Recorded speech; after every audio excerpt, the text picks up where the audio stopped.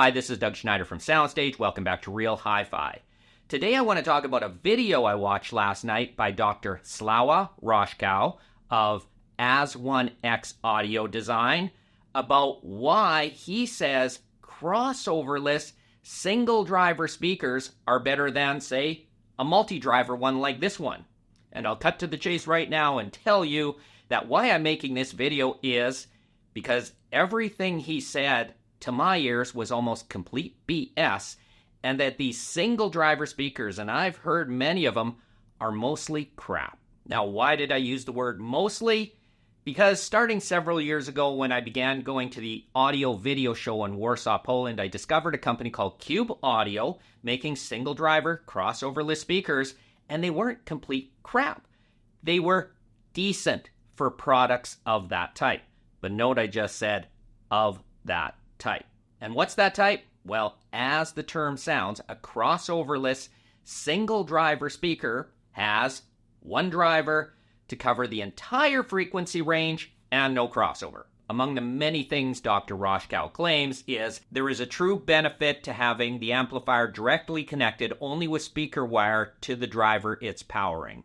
And there is a little bit of truth to that, but there's a reason that all those crossover components are there. But first, let me talk about why a single driver speaker doesn't really work. And the main reason it's not going to work properly is you're not going to find a single driver that can reproduce the entire frequency range well, from the lows to the highs and everything in between.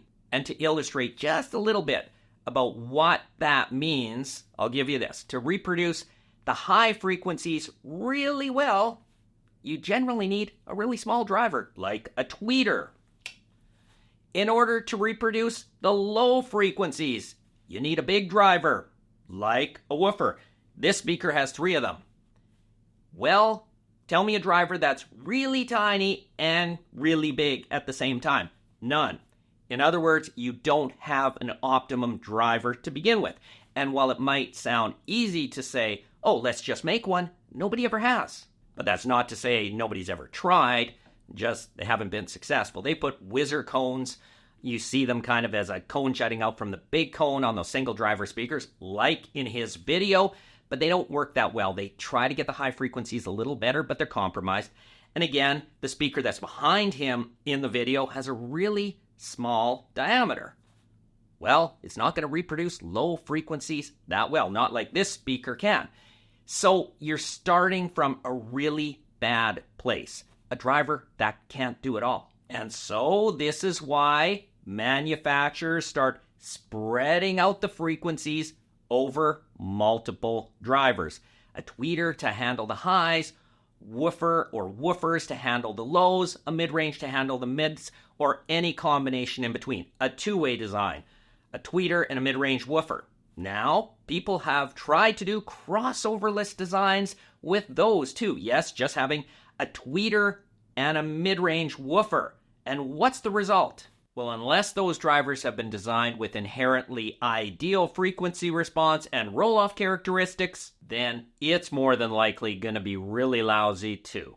And the reason is because the role of a crossover is to filter frequencies to each drive unit, and in a well-designed crossover, not only will the frequencies then come out at equal amplitude, but they'll keep the drivers operating within their limits. Drivers have limits. Using the two-way speaker as an example still, you can let that mid-range woofer just go wildly high in frequency, and what will happen?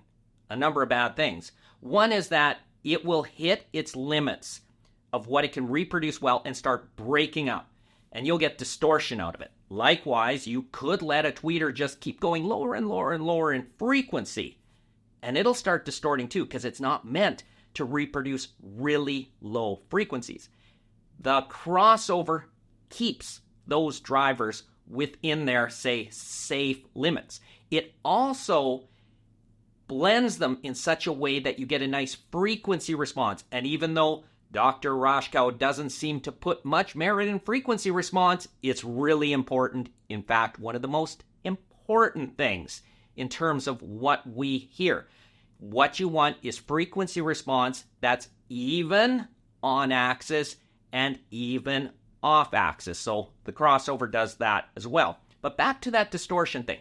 If you just let speakers run wild, a single driver speaker, it will break up at some point and you'll get distortion and you won't have a clearer sound. So I could go on and on and on about why single driver speakers are a bad idea and crossoverless speakers are a bad idea. But what's more important is, why do people gravitate towards these ideas in the first place? From what I can tell, it usually comes down to the saying, simpler is better, which really appeals to audiophiles. We want to believe that the simplest signal path is the better signal path. Automatically, why wouldn't it be? Well, that's because sometimes when things are too simply designed, they don't work right, and they're worse. Now, I should also point out that Dr. Roshkow believes that simpler is better when it comes to DACs. He has a video about why filterless DACs are better than ones with filters. Here's the problem. You need a filter on a DAC because otherwise you'll generate a massive amount of high-frequency signals that shouldn't be there. Simpler is only better if it works. Now, I know this might rile up a few people, the single driver zealots out there, who will say, Doug Schneider, you have no idea what you're talking about. You haven't heard a good single driver speaker. Well, I've heard many of them, and like I said at the beginning of the video, I've heard the ones from Cube Audio, and they're pretty good, best of that type. But I wouldn't choose one over this speaker or the myriad other ones. But if you feel strongly about it, put some models below in the comments section, and I'll try to check them out, and others might try to check them out too. Until then, the single driver concept, it's crap. I hope this helped.